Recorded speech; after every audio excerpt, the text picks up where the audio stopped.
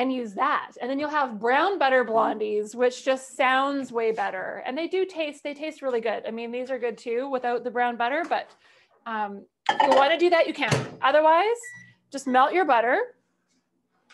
And who has chocolate or something to stir into your blondies? Ian, do you have, oh, you have your butter melted, Ian. You're so on the ball. Oh, what was that? What was that in the bag? Chocolate? Chocolate chips? Nice. Chocolate chips, classic. Chippets. I see lots of chippets. I have white chocolate in my baking drawer. I also have chocolate chips, but my son eats the chocolate chips. He doesn't eat the white chocolate chips. So I'm going to use white chocolate chips. You could use nuts. You could do chopped up pretzels or Oreos or dried fruit. You could do all kinds of things in a blondie. It's like a cookie. So whatever you think would taste delicious, if you want to throw it in.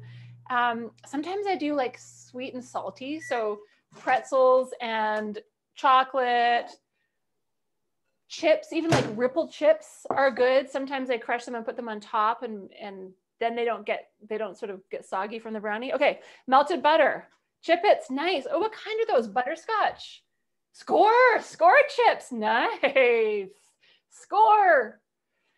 Okay, so we've got brown sugar and melted butter and some vanilla. So this is very similar to a chocolate chip cookie. I don't need my knife quite yet, so let's get that out of the way.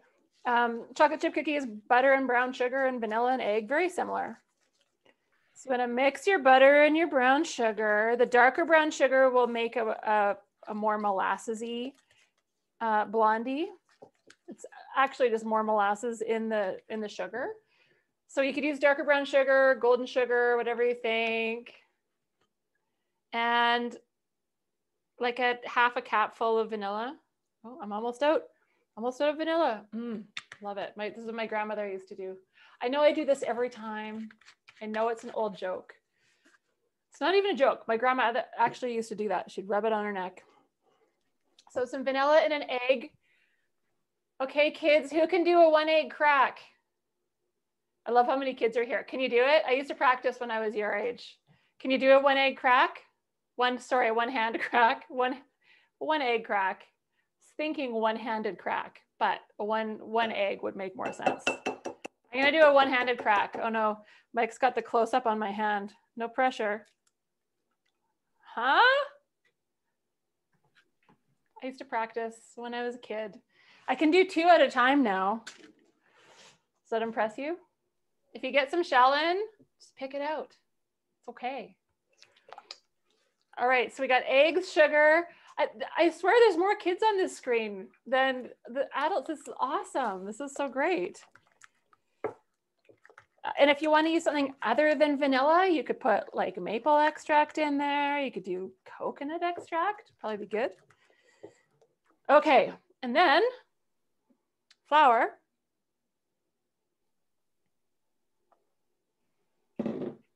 Baking soda, about a half a teaspoon. So this too is in chocolate chip cookies, baking soda, flour, and a bit of salt.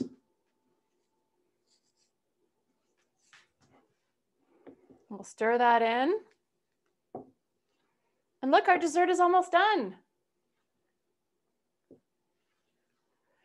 So as you're stirring the flour in, when the dough or the batter, it's more like a batter, is almost together, you can add your chocolate or your score bits, whatever you have. You can measure it. I always put measurements because people like measurements, but you don't really need to measure. You can just put a handful in, or 2 handfuls, or 3 handfuls.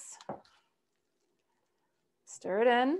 White chocolate and cranberries is really good. Fresh or frozen cranberries in a blondie, or raspberries or rhubarb. Any kind of tart fruit is really good because the blondie dough is really sweet. And then I've got a pan. This is an 8 by 8 inch pan. You could use a 9 by 9 inch pan. It used to be 8 by 8 is standard, and now 9 by 9 seems more common. So I have both. If you bake it in a 9 by 9, it might bake a little bit more quickly because it'll be thinner. So just keep an eye on it. And you know, you don't want to overbake it too much because you want them to be chewy. Now my oven is not fully functional. The bottom element on the left side is not working. So these may be a little bit wonky when they come out. I'm going to put them off to one side and see if it works. Sorry, you're getting the bottom of the bowl, Mike. There we go. Oh, I missed all the action. There we go. And since we're all at home instead of at a cooking school, we can lick out the bowl. Yay! I give you official permission. Do you remember beaters? Do you remember licking the beaters? I feel like we don't use hand mixers as often as we did when we were kids. I used to love licking the beaters, except there is 3 of us, my 2 sisters and I, and there was only 2 beaters. So that was an issue. I don't know how my mom dealt with that. She probably cleaned one off and then dipped it back in the icing. Okay, so spread your dough or your batter. It's kind of halfway between dough and batter into your pan. If you have parchment, that's great. If you don't, you can just spray it with some nonstick spray. And it probably won't stick because of all that butter in there anyway, but just to be on the safe side. There we go.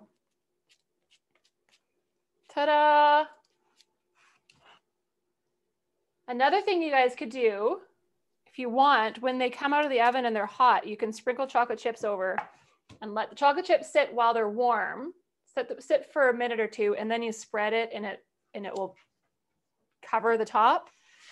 Okay, I'm gonna put them in the oven over on one side so that hopefully they'll bake. I have a very fancy oven, but I wish I had a different oven. How's everyone doing? Are there no questions yet? No questions yet, just really good suggestions like Reese peanut butter candy, throwing that in there. And yes, a couple people are going to go gluten-free tonight, so they've substituted the flour. Oh yeah, gluten-free brownies. Brownies are great gluten-free because they don't need gluten for their structure.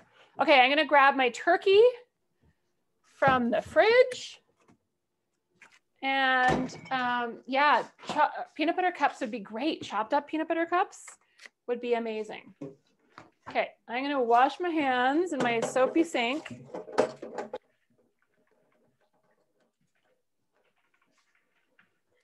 I'm going to not put the towel over my microphone like I always do. And I've got some ground turkey. So don't worry if you're still making your blondies, but I can see Ian is already way ahead and I have to keep up with Ian. This is my goal every class, is to keep up with Ian. So he's the fastest cook I know. I've got a pound of turkey, but honestly with meatballs, you know, the recipe is just a guideline. You don't need to be really, you don't need to adhere to the measurements. And I know there's at least one person in the class who has some dietary restrictions, and she's using aquafaba, which is the liquid from a can of chickpeas instead of the egg. So I'll be curious how that works out. So typically meatballs have a binder like eggs. Often there's some breadcrumbs in there, but you don't really need any of it. If you don't want to use the breadcrumbs, you can leave them out. The egg helps hold them together, but if you are gentle with them, and you want to leave your egg out, you can leave your egg out. You could even bake them in the oven if you want to be, you know, if you don't want to be moving them around in your skillet.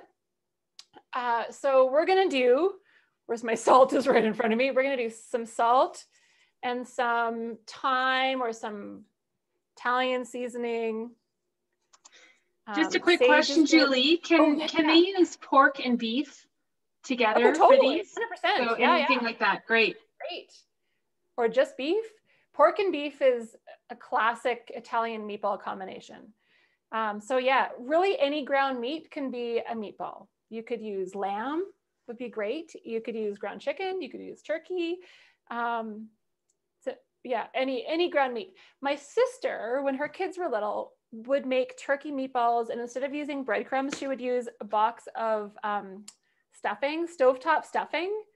And they were so good. It was like seasoned breadcrumbs. And she'd put them in the ground turkey, and then she'd serve the meatballs with cranberry sauce. And it was so good. So I keep thinking, every time I see stovetop, I think of those turkey meatballs. Okay, so I'm gonna add some breadcrumbs. They could be fresh, they could be dry. I happen to have panko, which usually I use for breading like turkey or chicken fingers, arancini, other things like that. But I'm gonna use them because that's what I have. And as you can see, I'm not measuring them. I'm just gonna free pour. I'm gonna grate my onion, just like Susan was doing, which you could do, or you could chop it. But of course, the coarse side of a box grater works really well. It works great. Huh? Did you get it? Did you hear what I did there? I can tell you're probably laughing, right? You're laughing? A couple quick questions for you, Julie. That's awesome. You could add garlic, you could add powdered garlic, you could add onion powder. What else do you guys add to your meatballs? I know there's some cooking pros in here. I can tell. I can tell by looking at you. Heather, I can tell you're a good cook. I can tell. Julie, can you just refresh on how much salt you threw in there? And then someone had a great question about using fresh thyme, ground thyme, or dried thyme. Oh, versus dried thyme, yes. So typically you want about 3 times, the general rule is about 3 times as much fresh as dried. If I was using fresh thyme, I would use a sprig or 2, just pull the leaves off the stem and toss them in. Dried, about half a teaspoon or a teaspoon or more. I mean, with herbs, it's really a matter of taste. And salt, yeah, salt is to your taste too. So about a half a teaspoon of salt. I have kosher salt, which is coarser and it's kind of airier than table salt.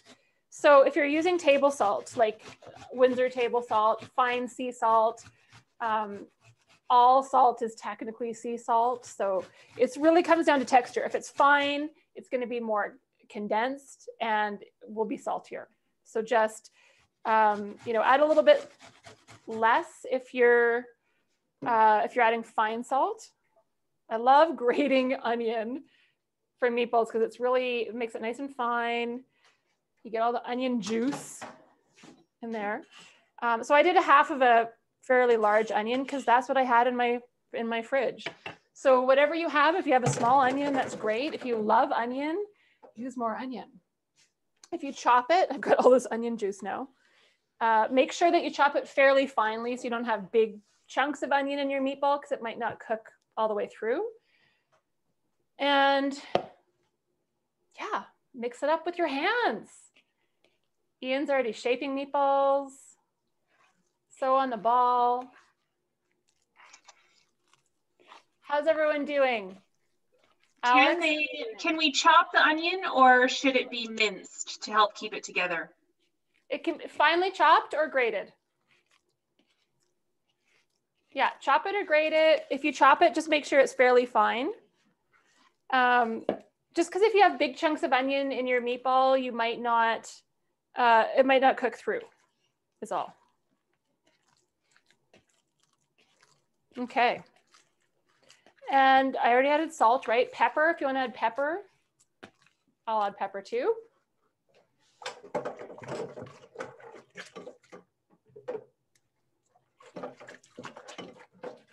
Let me grab my pepper and we're going to do them in the skillet. My tiny kitchen. And I'm not tiny. Oh, I can smell my blondies baking already. So we're going to cook them in the skillet. If you want to shape your meatballs ahead of time, put them on a plate or put them on a baking tray, you can. I'm going to shape them and put them right into the skillet. Kids, don't put your knives in the sink, right? You don't want someone to put their hands in a soapy sink and there to be a knife underneath the soap. I always tell people that. Okay, so I'm going to turn on my stovetop, add some oil to your skillet. A hot pan and hot oil will keep your food from sticking. And if you have cast iron, if you have a nicely seasoned cast iron, that'll help too. But hot pan, even if it's not nonstick, will be fine. All right, I'm going to come and scroll through so I can see everybody because I think there's 200 and 150, sorry, super bright. Oh, there. Hey, Liz, I know the names on your screens might not be you. Cheryl, you look so happy. Oh, sorry, I just saw Arlene. Oh, Arlene, I like your tile. Oh my gosh. Curdy, you have some helpers who are not helping. Oh, look how many people you have in your house. Look at you guys. Hey guys, I see you. I see all of you. I feel like I'm on the romper room. I see Tracy and I see Krista and I see Carol. I see Anita. Awesome. Okay, I see no fire, that's good. No blood, that's good. Okay, excellent. Excellent. Did anyone trim their nails a little bit? Alaya, how are you guys doing? Alaya, nice. You doing good? Awesome. Okay. Ooh, this is a bright light. So Julie, any tips if the meatballs aren't quite sticking together? Anything that can be added? The meatballs aren't sticking together. Can I see? Let's see, I see it. Ashley, is it you guys? So roll it into, it looks like it'll stick together. Is it Ashley? Is it you guys who are having meatball issues? Shape it into a ball. Is it too wet? What's the issue? It's too wet. So do you have more breadcrumbs? Okay, add more breadcrumbs. So it depends on the grind of the turkey too. So add a little bit more breadcrumbs and let them sit for a little bit. You'll see it in your hand. It's not bad. It's not bad. You could, if it's super wet and you can't get the extra moisture, you could bake them in like muffin tins and make like little mini meatloaves. But if you put more cracker crumbs or breadcrumbs, especially if they're dry, they'll absorb the extra moisture, and just let the mixture sit for a bit and it should firm up. Okay. Wow, I just saw myself super close up there. I was like, oh, that person looks familiar. Oh, it's me. Okay, now my pan is nice and hot now. So a little bit of oil, wait till it's shimmering, but not smoking. If you want to do them on a sheet in the oven, you can do it that way too, but doing it in a pan on the stovetop means we'll get lots of nice crispy brown bits in the bottom of the pan that we're gonna turn into gravy. Meatballs and gravy, huh? Yeah, do you guys like gravy? Leslie's house, do you guys like gravy? Who doesn't like gravy? So my house is so wonky that my skillet is, all the oil is pooling on one side. I have such an old house and the floor of the kitchen is crooked. So the oven is actually like lifted up on one side. So old houses, there's always something, right? So what do you guys? If somebody wants to bake their meatballs instead of the skillet, what temperature and how long? Like 375 for, depending on how big they are, 15, 20 minutes. 375, 400, 350, doesn't really matter. Anywhere in there is fine. Ooh. And you could drizzle them with oil, but you don't have to. I mean, turkey is really lean, so they don't have, it doesn't have a lot of fat to begin with, this mixture. So that's why, you know, a lot of meatballs call for ground pork and beef. So you get some fat from the pork and flavor from the beef. I'm just tilting my skillet because it's all pooling on one side. And I don't have a hood fan over here, so I'm gonna get a nice turkey meatball facial out of the deal. What are you guys gonna have with your turkey meatballs? Or do you have a plan for like mashed potatoes? What do you get at IKEA with the meatballs? Lingonberry jam. Can't even remember what you get at IKEA. But mashed potatoes, I've got leftover mashed potatoes in the fridge. I think I'm gonna use. You don't need to have anything with your meatballs. You can just have meatballs and gravy.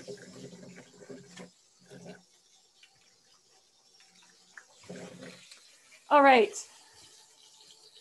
So now when you have your meatballs cooking in your skillet, you want to give them a chance to develop a bottom crust before you try and move them, because they'll start to stick at first. So give them a chance to brown, and then you can release them with your little flipper. So I'm going to roll them around. I want them to brown because that's where the flavor is. Oh, that one got a little toasty. Who has an induction burner at home? Anyone? I know a few people who have induction burners at home, and it's interesting how they behave differently from gas or electric. So if you were doing meatballs in sauce, you could brown them and then add the sauce and let them simmer in the sauce to finish cooking. And the heat of the sauce kind of helps them cook all the way through. I'm actually going to put something underneath this. Hang on. It's tilting. It's so tilted. There we go. That's better. It's a little bit more even. It's a 115-year-old house in Ramsey. Anyone in Ramsey? Inglewood? Do I have any close neighbors here?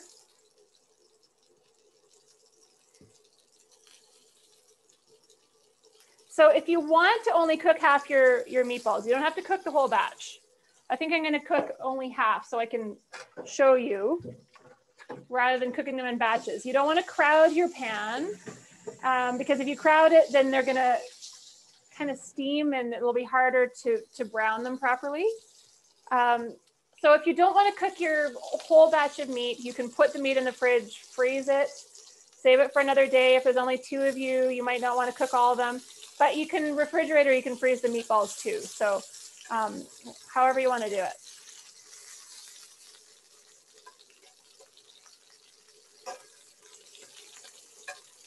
So I'm just going to roll them around until they get golden on all sides. And then we're going to make the gravy. This is going to be the fastest dinner ever. Oh, it's already 5:45. Do I just talk that much? The time goes so fast on these classes.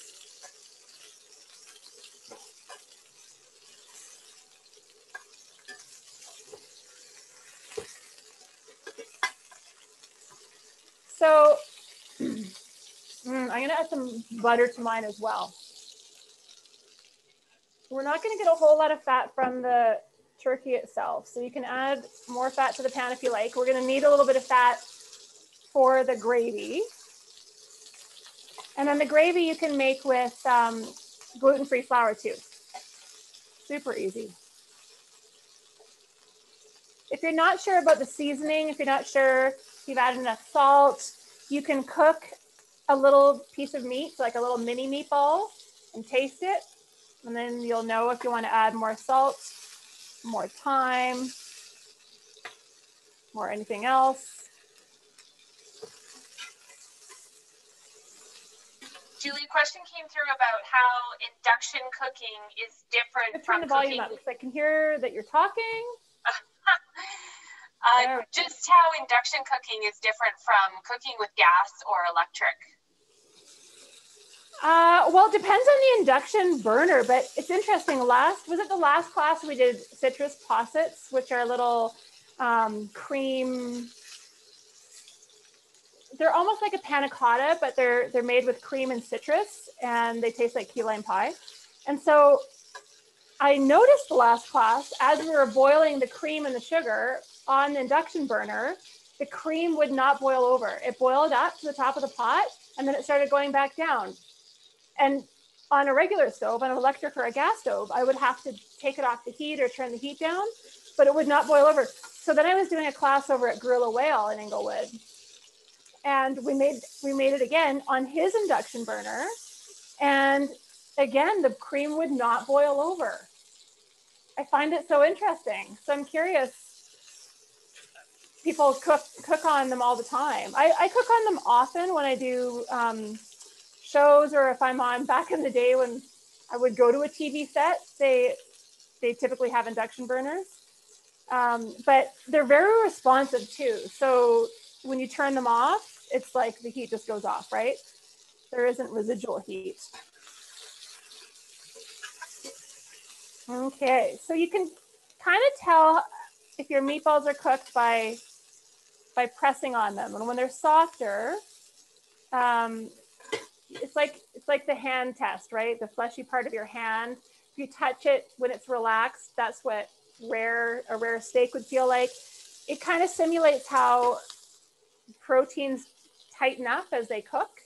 So you'll feel your meatballs go from really soft, like the fleshy part of your hand, to tighter. So if you squeeze your fist, that's kind of what it feels like when they're cooked. Sometimes people do the rare, medium, well done. And if you touch the fleshy part of your palm, you can feel how it tightens.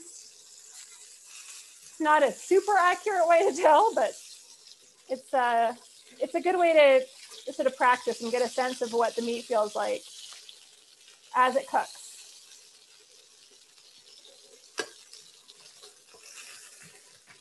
So we got nice brown bits, lots of nice brown bits in the bottom of the pan.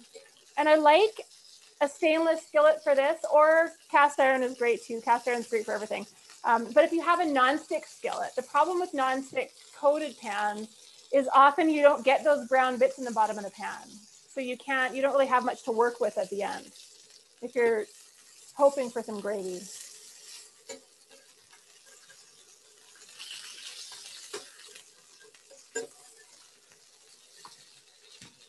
Okay, so once they're cooked through, I'm going to start transferring them to a bowl. I'll put them in here, just to make some room so you can see how I make the gravy. Let me get a better spoon. Here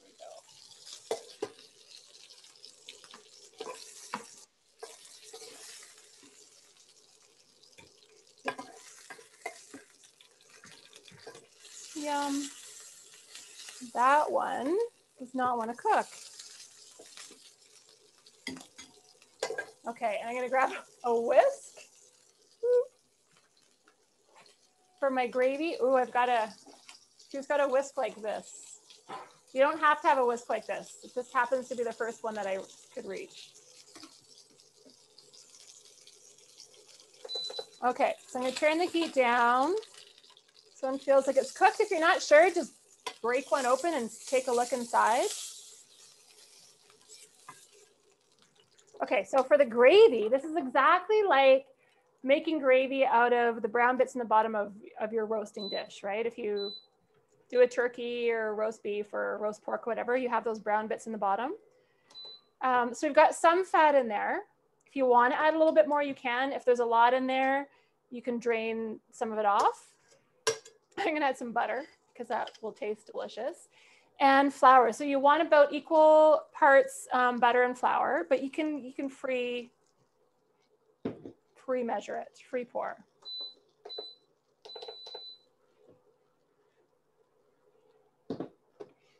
Okay, so now we've got the roux, the fat, and the flour. It's going to start to loosen up the brown bits. Then I'm going to add stock.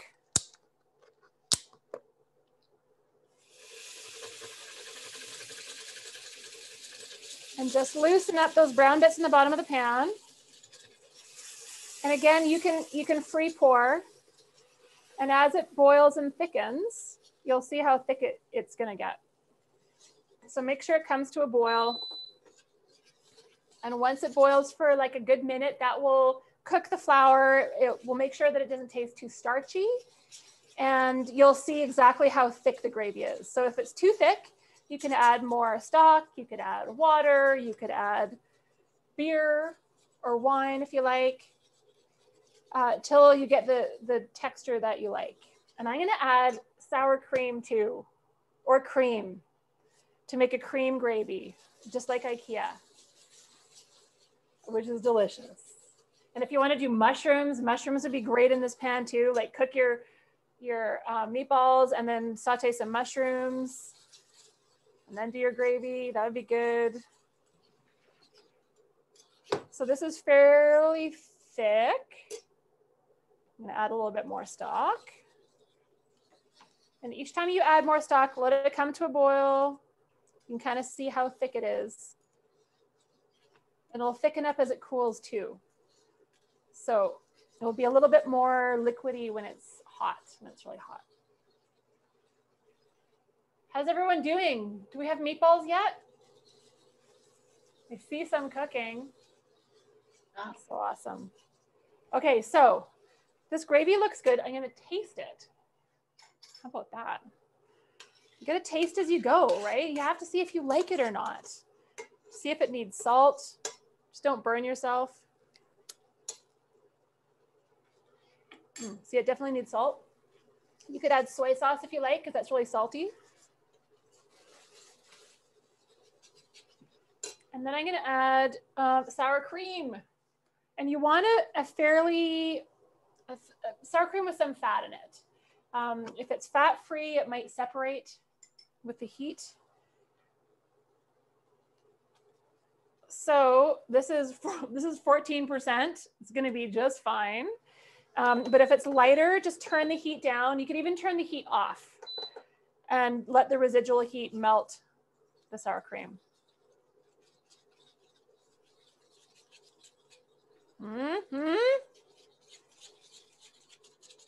So good. And then you may want to taste it again because the sour cream, you know, is not salty.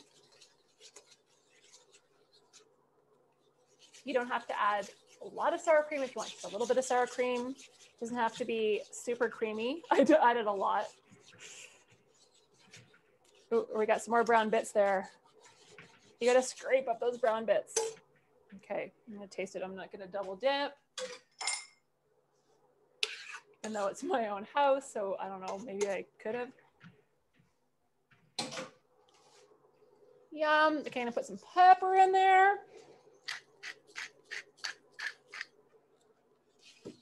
Delicious, and then we'll return the meatballs to the sauce and just heat them through. Get any bits of juices from the bottom of your bowl.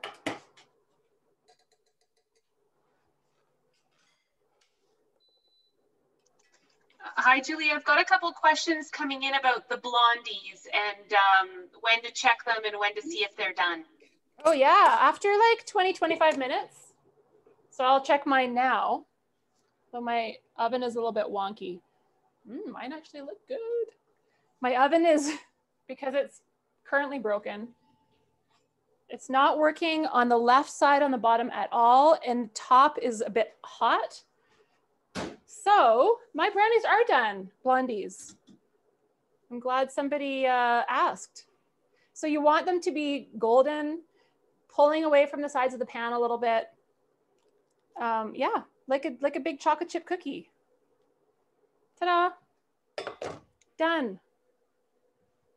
And I would err on the side of under baking them with brownies and chocolate chip cookies, any kind of chewy cookie, because they'll firm up as they cool. So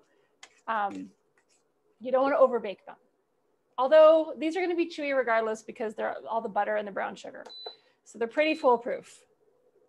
Does anyone have their blondies out yet? Ta-da. Done. Just like IKEA. Oh, nice. Sorry, I can't see the names from this far away. Got to come closer. Oh, look, everyone has their brownies out. Nice, Ian. Nice. Daniel. I saw them. Therese, beauty. Nice. Oh, nice, Curdy. Nice. Those look great. Nice, Sheila. Oh, those look awesome. What did you guys put in them, Curdy's house? What'd you put in yours? I guess I can't. Oh, nice, Mike. Chocolate chip. It looks like a giant chocolate chip cookie. You can type it in the chat box. Liz, beauty. Those look great. I love it when they get kind of like crunched up on the side. Nice. Nice. Oh, Leslie, perfect. Nice. Nice. Those look great. So the other great thing about having parchment is you can just lift the whole Blondie out onto your cutting board, my oniony cutting board. I wiped it, but I'm just gonna flip it anyway. I kind of tore my parchment a little bit too small, so it's not gonna be super easy to lift out. Like some of you had lots of parchment to use as a handle. And mine are probably not baked on the bottom because of my oven, which will hopefully be fixed soon. It's been 2 months that I haven't had a working oven. Very frustrating. By the way, if you have a convection oven, a tabletop convection oven, a little mini like toaster oven, it's perfect. You can bake one of these in a mini oven, or even an air fryer, which is a mini convection oven, is great for these. So you do not have to wait till they're cool. You don't want to burn yourself, but they're delicious when they're warm. Ta-da! They're still pretty molten. But there you go, Blondies. And should we plate some of these? I'm gonna heat up my mashed potatoes. A very small quantity of mashed potatoes in the fridge. Anyone have questions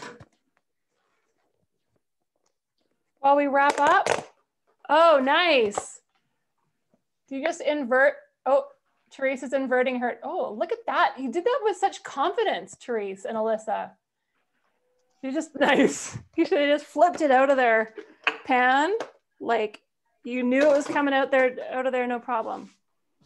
Okay, I've got some kind of dried out mashed potatoes that are going to be delicious once they're warm. Julie, just a question about if they baked the meatballs in the oven, any recommendations to have a delicious gravy if you're starting that in a clean pan? Well, yeah. So the brown bits are kind of key for gravy.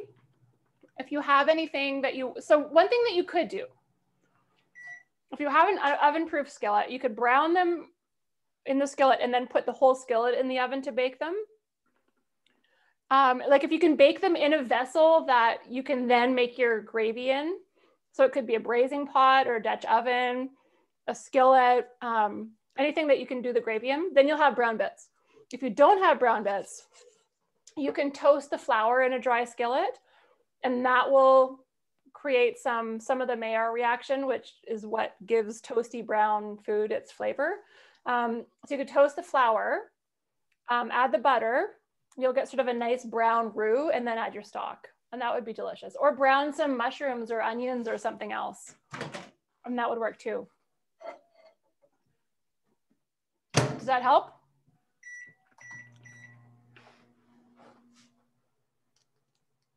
Just gonna start eating my quality control is very important.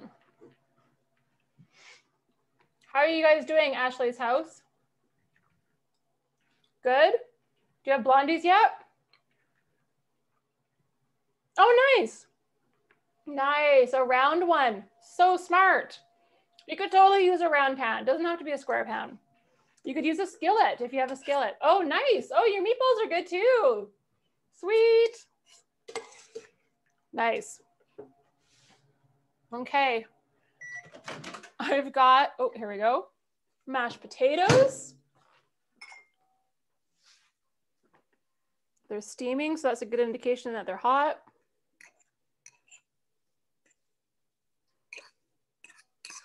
They're kind of crumbly mashed potatoes. My teenager made them. Okay, and then I've got our meatballs.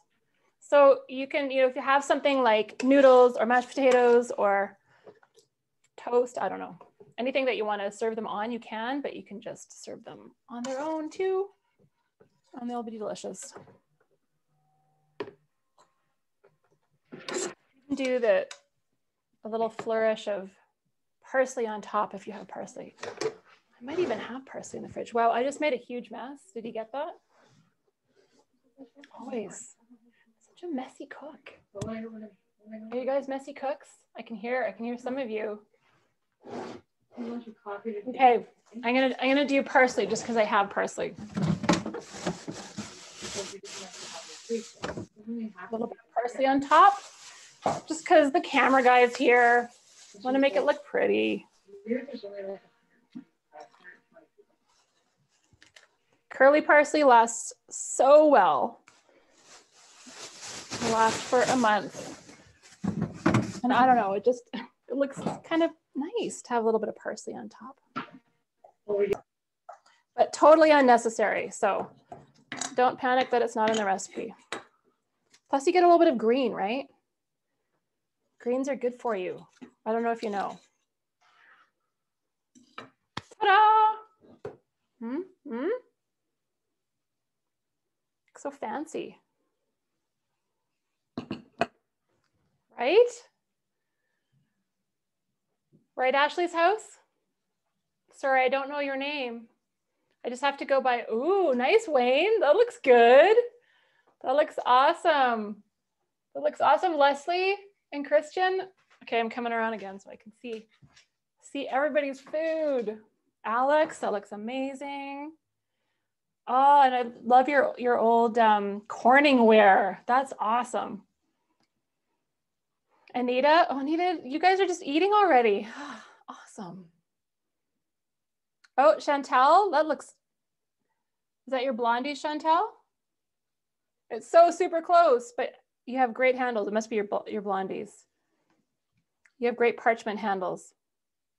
I'm always so skimpy with my parchment and then I have nothing to lift it out with. I need to stop being so cheap about my parchment. How's it going, Curdy's house? Oh, everyone keeps moving. Stephanie, nice. Those are great. Tons of crispy bits. Those look delicious. Ashel, how's it going, Ashel? I like your cupboards look a lot like my cupboards. Oh, good. You got it going. Looks like it's almost done. Sweet. Nice. Oh, that looks good. Tenyo? Am I saying it right? Yeah, that looks amazing. You guys all pass. If you pass, then it means you get to eat dinner. That's your prize. Ian, that looks beautiful. Oh, Ian, show me again. That looks nice. Carrots, mashed potatoes, excellent plating. Your mashed potatoes look way better than mine. No, mine are pretty good.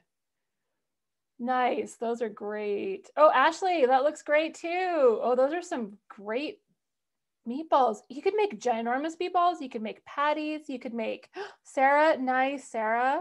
Beauty, that looks so good. Teresa, amazing. I love your ratio of sauce to meatball. You could do, oh, that looks great. Sorry, I can't even tell what your name is, but the round, yes. Those look great. That looks amazing. Sorry, I'm looking at the screen instead of the camera. Yeah, I was gonna say something. Oh yeah, you could do you remember like burger patties with gravy used to be a thing a long time ago? And it was called like, not Swiss steak. I don't know. Maybe I'm thinking of something else. Like burger patties with gravy as a steak. Mike's like, I don't know. I'm just the camera guy. I don't know about steak. Awesome. So is everybody ready to eat? Almost finishing up. Hey, Amanda. Yeah, you are. Arlene, are you ready? Oh, you're already eating. Nice. Julie, nice. I don't know what you put on those Blondies, but oh, those look great. That looks great. Everything looks great. So should we wrap up and everyone can go and eat? I'm terrible at wrapping these things up. I just want to hang out. Thanks so much, Julie. Everyone, I think we're all extra hungry now. And a couple people also said that they were leaning on your potato recipes too. So I think your crispy crushed potatoes were getting cooked. Oh yeah, the ones so you boil them and then you squish them and then you roast them. Yeah, those are so good. Yeah. Well, thank you again. Everyone's had a fantastic time. It looks like people are starting to eat. Okay. So we'll say our goodbyes. And thanks again. Thanks everyone for coming. And thank you, Julie. Thanks everybody. Thanks Paula. Thanks Mike. Thanks everybody. Bye. Bye. Have a good dinner.